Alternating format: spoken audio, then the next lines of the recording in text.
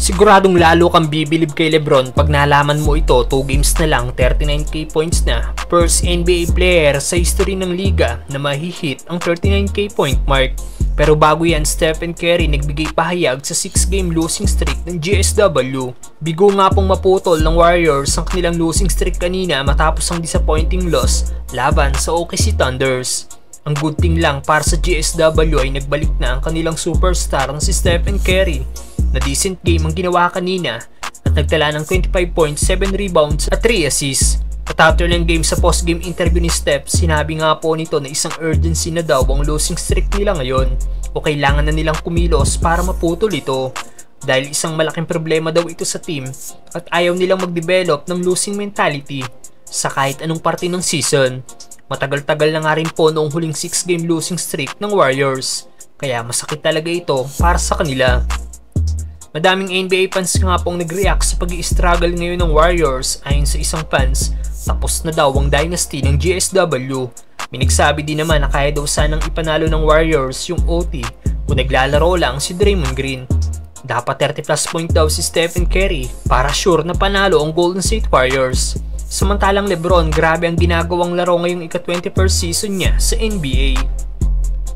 No doubt na still si Lebron pa rin talaga ang best player ng Lakers na kahit ito'y may edad na, still binubuhat pa rin ito ang team kada laro. Consistent din ang all-time scoring leader sa ginagawa niyang production sa team, hindi gaya ni Anthony Davis na nagkakaroon ng off night. Last game lang kontra Portland, binuhat ni LBJ ang Lakers at nagtala ng 35 points, 5 rebounds at 9 assists.